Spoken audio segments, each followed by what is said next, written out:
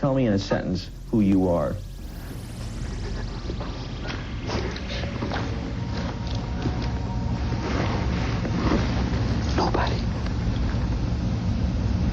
Séptimo episodio de la antropología según Dani. ¿Podrían ser los criminales normales y los locos anormales? Dialogando sobre lo saludable y lo patológico con Michel Foucault y Émile Durkheim. ¿Qué elementos pueden hacernos caer en un hospital psiquiátrico o en una cárcel? ¿Cuáles son esos límites que diferencian a un psicópata de un asesino? ¿Ser enfermo mental es anormal?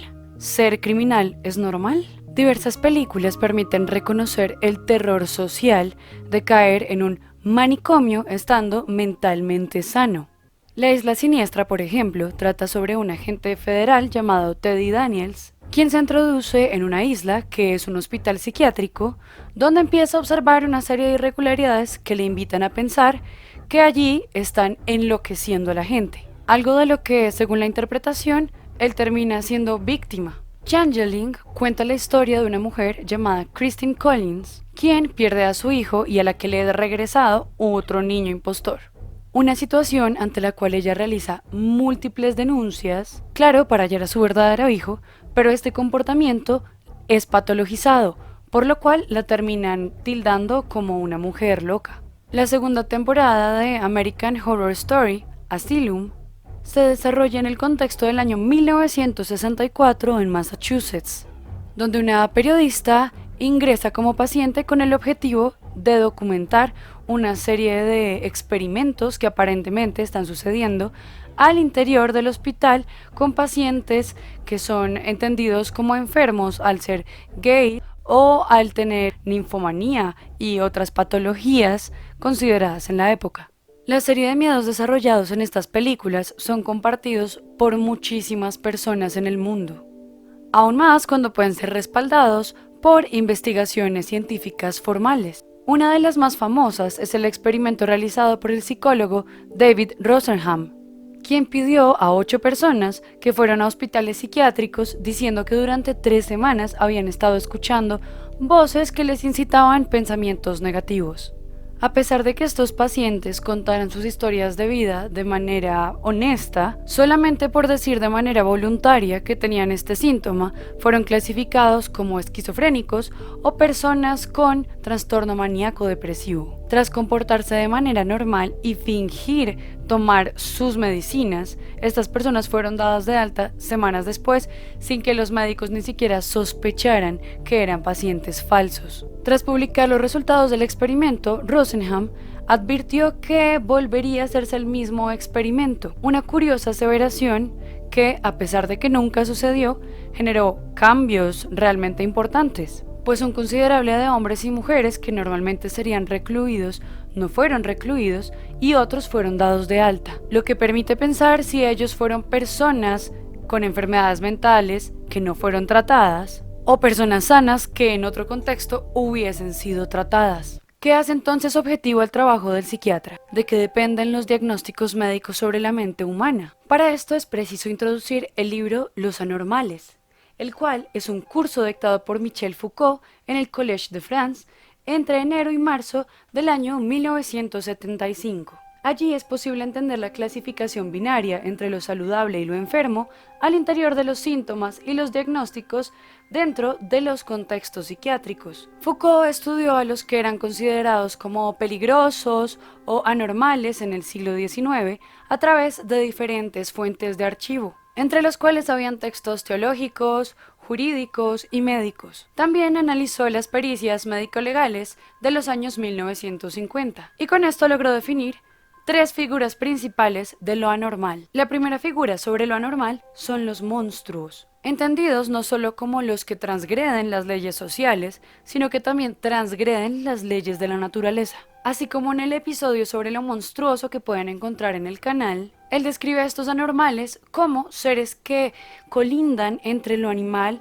y lo humano, entre lo imposible y lo prohibido. Es decir, que la criminalidad de carácter monstruoso o anormal sería la que está relacionada con hechos que transgreden no solo la naturaleza de los seres humanos o de los animales, sino que también el derecho como tal. Por ejemplo, usualmente se le atribuye a las madres un instinto innato de cuidado, así que cuando una madre asesina a su propio hijo, se podría estar hablando de un caso monstruoso. La segunda anormalidad son los incorregibles. Son aquellos que al ser monstruosos y sufrir algún proceso de disciplinamiento, como el que se practica en el ejército, en las escuelas o en los lugares de trabajo, continúan infringiendo la ley, motivo por el cual son encerrados al ser, pues básicamente incorregibles. La tercera forma de anormalidad son los onanistas. Está relacionado con las prácticas malsanas institucionalizadas entre el siglo XVIII y el siglo XIX.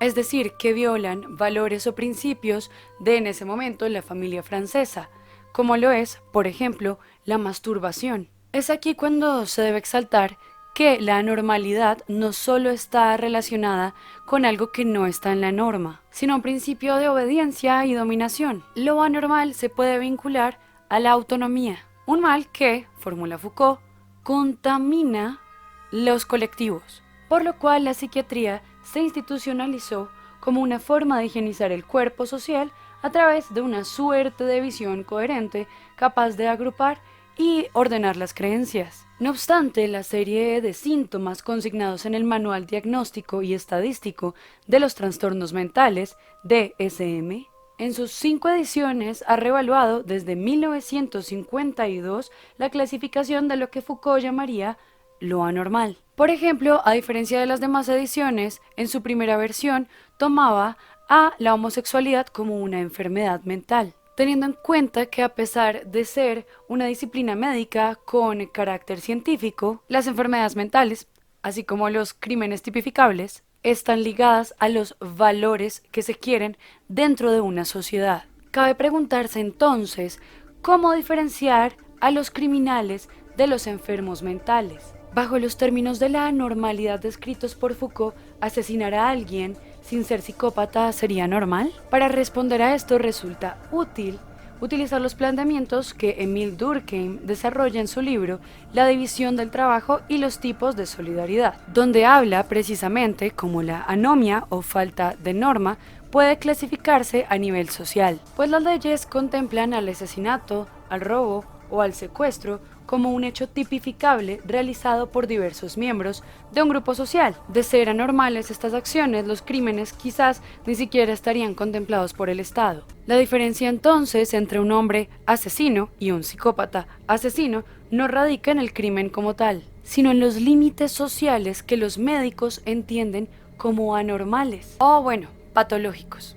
Por ejemplo, Patrick Noguera se diferencia de un asesino común, puesto que tras asesinar y descuartizar a sus tíos y a sus 2 primos, el 17 de agosto de 2016, jamás sintió algún tipo de lástima, compasión o remordimiento. Y esto a pesar de reconocer lo que estaba bien y lo que estaba mal, es decir, tenía un sentido sobre la moral, un comportamiento psicopático que reflejaba un trastorno antisocial de la personalidad, es decir, que a pesar de comprender los conceptos culturales de comportamiento, esto no era capaz de incorporar las formas de sentir, actuar y pensar que ocurren de forma inconsciente y natural dentro de los individuos en una sociedad.